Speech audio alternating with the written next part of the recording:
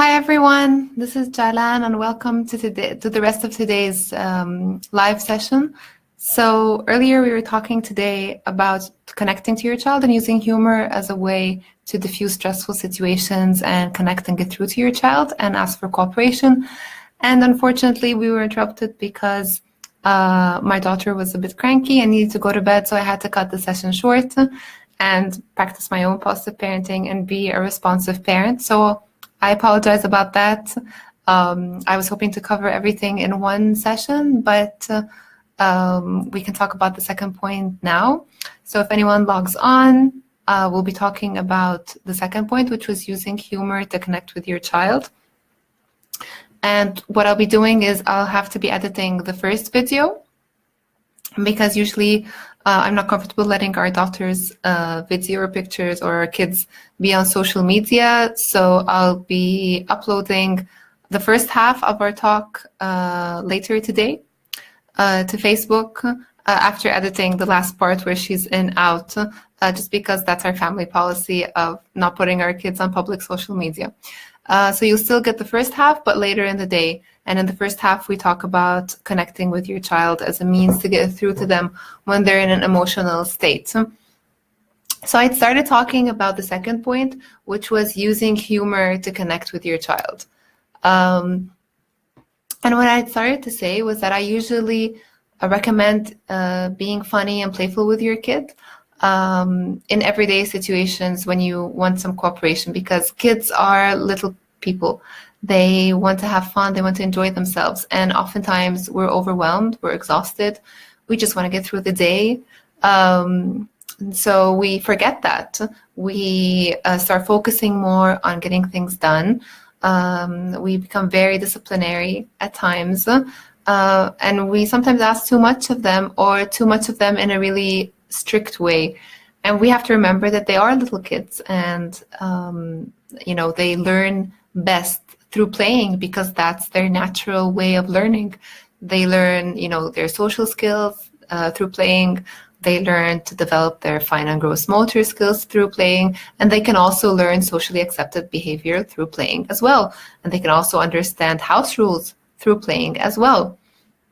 So usually I would tell a family that was having, difficulty with their kids going to bed in the evening, and they've tried giving choices, they've tried using a routine chart for bedtime, and that's still not working. They're still in this power struggle. So when you're in this power struggle or stressful situation with your child, and, as our other viewer Karim mentioned, that his son shuts down and just gives them the silent treatment when he says no. What do you do in those situations where where your child is anxious or stressed and you want to diffuse it? Because if you push too much, you create this power struggle, you shut them down, shut them off, and you become frustrated as a parent as well, right? So a really simple way is to try to have the energy, try really hard to have the energy, because that's the most frustrating time, where you really need to dig in and find somewhere in yourself where you can still be fun when it's at the end of the day and you're tired, or you're trying to get your things ready and you don't have time, or you're trying to get out in the morning and you want to get to work and drop your kids off at school or preschool. Those are the situations where you really have to look and say, okay, if I, become stubborn as well, if I force the situation, if I don't validate how they're feeling, how is this going to end? And I talk about, your thinking and deciding steps and mechanisms in a previous a video that you'll find on the Facebook link. So you can go through that and decide what's best. But usually you think about, how is this going to end? Are they really going to listen to me? Most likely not. Is someone going to have a tantrum? Am I going to start yelling and screaming? Am I just going to grab the kids and get out the door? Or am I just going to, pick up my kid and put him in bed and, shut the door and say, that's it, I've had enough. Everybody's going to be crying. Everybody's going to be screaming while you're putting them in their car seats. That's not a good way to start the day, and it's not a good way to end the day. It's not a good way to be in the supermarket. It's not a good way for everyone sort of to be in general. So a very simple way that we often forget because we're exhausted and we're overtired and we want to get things done, we have our days packed, is to be funny. Be funny and to play with your kids. This is the most natural way to get through to them because young children, like I said, learn best through playing. So if you want to get your kids out in the morning, there are so many things to do from the time they get out of bed to the time you want to put them in the car or get them out of the apartment. So you can, use music. Who's going to, get dressed before the song ends? Who's going to get dressed the fastest? Use collaboration. If your child isn't into competition, feels like, my son can't dress himself. So if I say, who's going to put his socks on first? He gets really discouraged because he knows he can't do it first. He's not an idiot, and he already sees a losing situation for himself, and it's not any fun.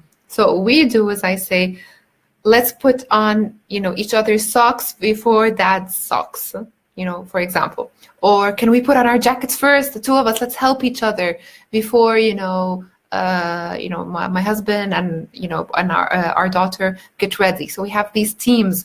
Okay, we're going to be the team that wins. You're going to be the team that wins, and in the end, everybody wins. It's okay. But who's the fastest?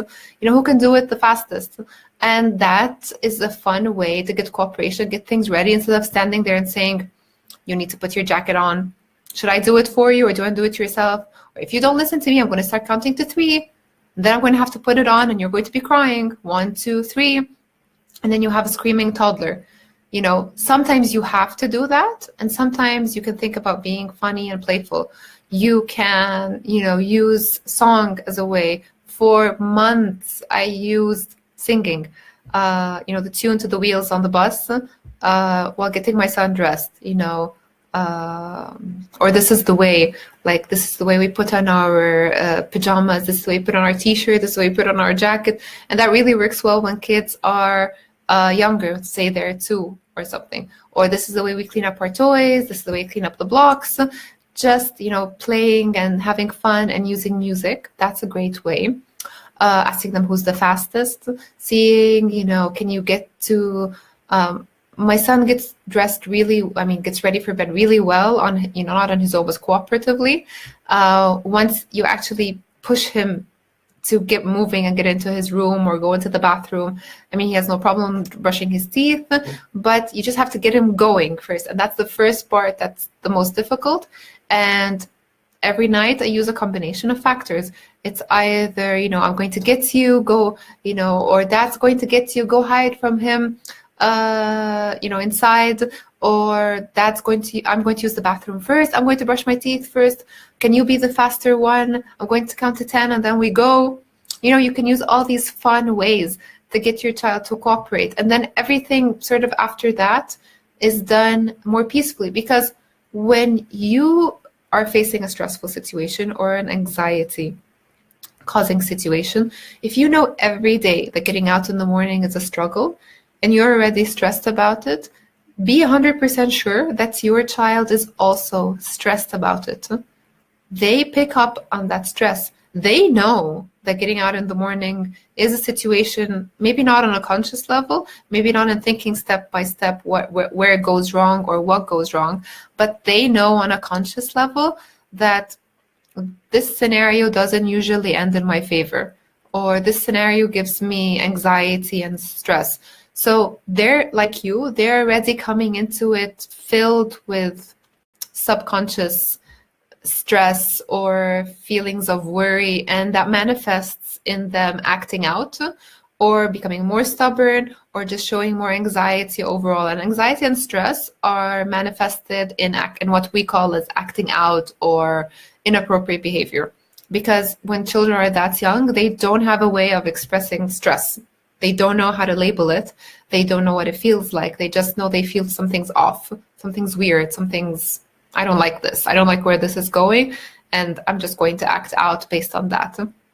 So when you start changing the narrative of that situation, when you start, replacing those stressful negative feelings with more fun, and you get cooperation and your child becomes less anxious. And so you both enter the situation day by day. There's a little bit of improvement every day. You start entering the situation with a bit of a more open mind, and you feel like, oh, okay, there was a little bit more cooperation yesterday. Maybe it doesn't have to be so bad today. Your child thinks, oh, my last experience with this wasn't as negative as it was before. I'm not as stressed or as anxious as I was before. So that's really something to try out, if as much as possible. And that doesn't mean you're going to condone the behavior or be lenient or forget about them doing things for themselves or not get out on time. It doesn't have to be about making a point in the moment, right? It's just about delivering the message in a different way. The other thing I want to talk about with using humor is something that's really even new to me. Like, I always recommend using humor in these sort of everyday situations that aren't, the strict disciplinary situations. But recently, I've started using it with my own child after reading a lot about it with a psychology perspective and that sort of thing, is that even when your child starts acting out in a way where, let's say they're walking around and then they just inexplicably,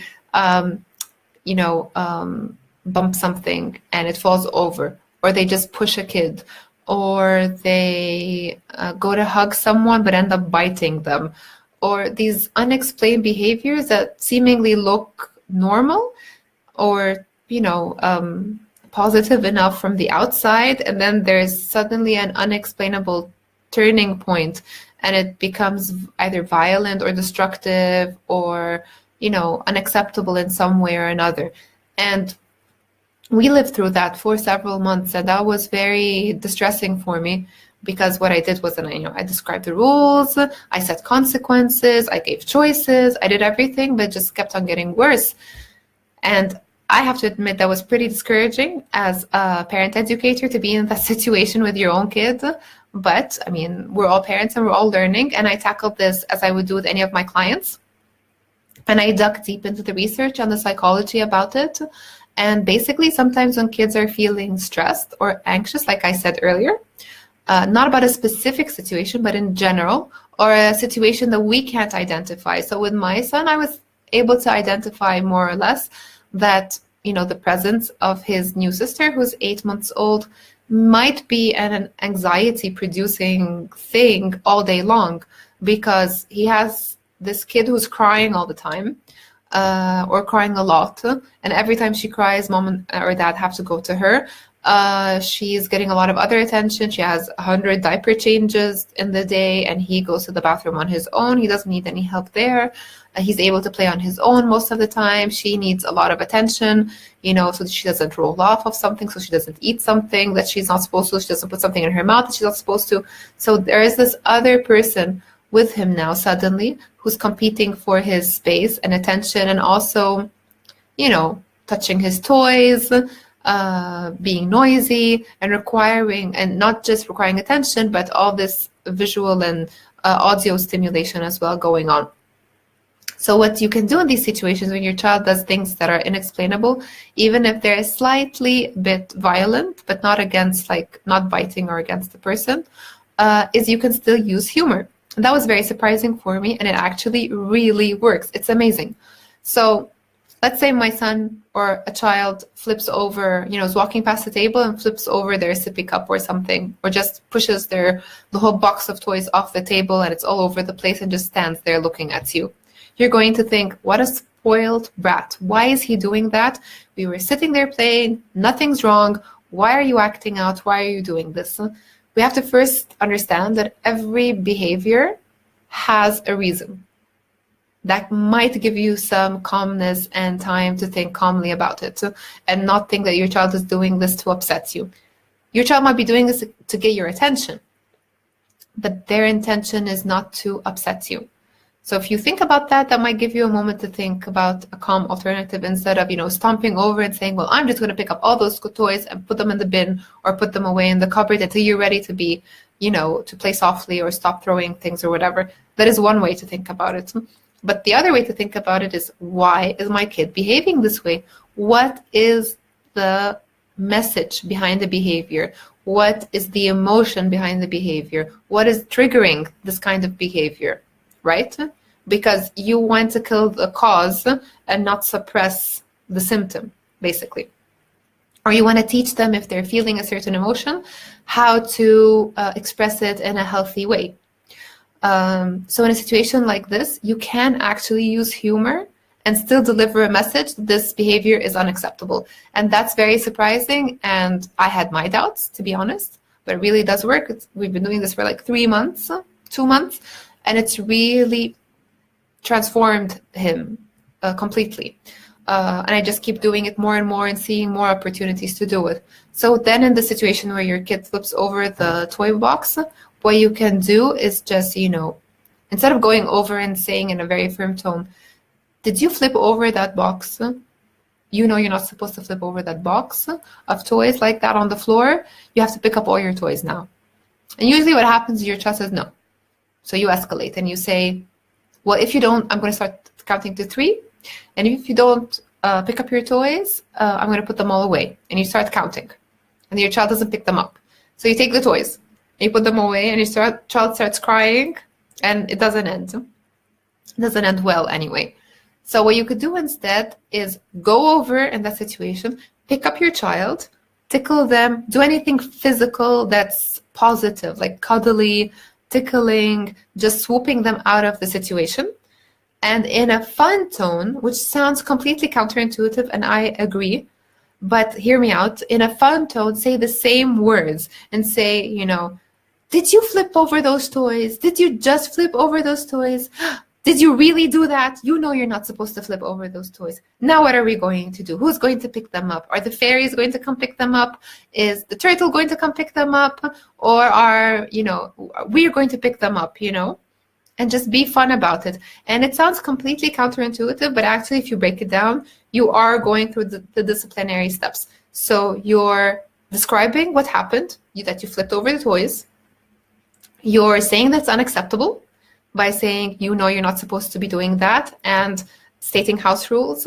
And then you're also saying, what's expected of your child. You're still going to pick them up, but you're just delivering the message in a fun tone. And what that does is that it relieves the anxiety. So laughter and removing your child from the situation, which is a recommendation that, I give if you are, so you don't want your child to escalate. I always say remove your child from the situation in a calm space. If you remove them in a sort of firm disciplinary way, they're just going to kick you and fight back. But if you move them in a more fun way, they soften. Their body language softens. So what the laughter does is that it relieves the anxiety. It relieves the stress of the situation. And then you can start talking. Your child may be compliant immediately and just start picking things up, or move on, or, just stop doing what they were doing, depending on the situation. And that could be the end of it. They might need some, some more one-on-one serious talk, and you saying something like, okay, now we had some fun. Now let's pick everything up together. And that's the end of it. And sometimes they could feel like, no, I have too much stress and anxiety. I have too much emotion going on. So I'm going to fight back because I don't want to be held. I don't like what you're saying. And so what happens if your child starts hitting you back, or starts pushing you? Because we all know that happens, right? I mean, we don't want to admit it, but we all know that happens to us a lot. So then you have to be firm. You switch a little bit, and you do have to be firm, because violence and hitting and aggression physically isn't acceptable. And that's where you draw the line. And then you have to be calm and say, no, we don't hit. I'm talking to you softly. If you have something to say to me in a soft way. Are you feeling angry? And connect, like we said in the previous post, connect and validate and say, I know you're feeling angry. You look sad. You don't like what's happening. You don't like that mommy's holding you. Let's talk about it. What do you need? And most likely kids, and just keep holding your child, but in a loving way.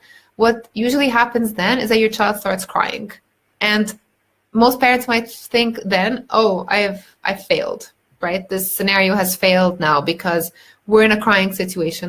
Crying is okay, crying is good, because you have a stressed out kid, an anxious kid in that situation, or a kid who has so much emotion going on that they don't know how to express it or direct it. And so it either gets diffused with laughter, like when you in your first step, or by crying. It has to come out somehow. So crying is good. Crying is a way to let everything out, give them their moment, take the time, to hold them, calm them down. Might take 2 minutes or 15 minutes, depending on the situation. Be there in silence, or acknowledge how they're feeling, but stick to what you're saying. So I had this situation a couple of days ago where my son flipped over his toys, went through the same situation, and I said, and then he asked to play with something else. And I said, yes, I'd happily have you play with that other toy, but you have to pick up your cars that are all over the floor first, because it's not like you're playing with them, you flip them over. After we did the fun, kind of part first. And he was feeling too emotional about that and rejecting, and started crying about it as well. So he started, of course, crying because he didn't want to pick up the cars. He wanted to play with the other toy right away. And I just gave him his time, and I said, okay, we're going to sit here. It's fine. I'm right here for you when you're ready. I know you're feeling sad. I know you don't want to do it. I know it's hard. When you're ready to do it, we're right here for you. We're waiting for you, and to just take your time. It took like 15 minutes, not of sort of 15. And that's the thing. It wasn't a 15-minute period of me just standing there and like, nothing's going to happen until you pick up your cars. It was 15 minutes of me being there, supporting him, holding him, hugging him. He cried in the beginning and he said, Mama, it's so hard. I don't want to pick up my toys. He's like, they're so heavy. They're not heavy. They're this small. They're so heavy. And going through all these emotions and expressing, how he was feeling. And I just said, I know it's hard. I know you don't want to, but I'm here waiting for you. And he let out all that stress. He calmed down. Took around 10-15 minutes, the whole thing, not 10-15 minutes of crying, but just like 10-15 minutes of being together and cuddling and holding him and, letting him go back and forth between crying and calming down, crying and calming down. And all I had to do was acknowledge how he was feeling, but restate what was expected of him. And then something just clicked. He calmed down. His emotional brain calmed down. He got what he needed. He just got up and he said, I'm going to go pick my cars up. And then, can I have the other toy? Yes. And he just picked his cars up, and that was it. Alternatively, I could have just stood there and said, we're not doing anything until you pick up your cars up. Or I could have held his hand and said, we're going to stand there and you're going to pick up every single car one by one, right? How many of us have been in that situation where we've been, in the power struggle and feeling like you're not going to run the show. I'm the parent and I'm going to tell you what to do. You've behaved unacceptably. So I'm just going to stand over here and overpower you, basically, until you do what I want you to do, or until you do what I feel is right. But what does that create? What message does that send to your child? It sends a message that says, I'm weak and someone else is overpowering me. It sends a message that says, when I'm not weak anymore, I will start overpowering others in the same way. It sends a message that says, my feelings aren't important. Only what other people want of me are important. No one hears me, no one listens to me, and no one thinks about what I need and what I'm feeling right now, right?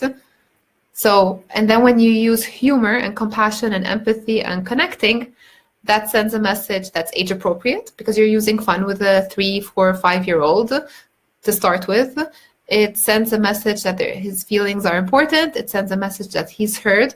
It also sends a message that rules are rules and that I understand how you feel. I have empathy for you. But there are certain things we as a house have to respect and can't compromise on. Or we as a house with shared space have to show respect to each other.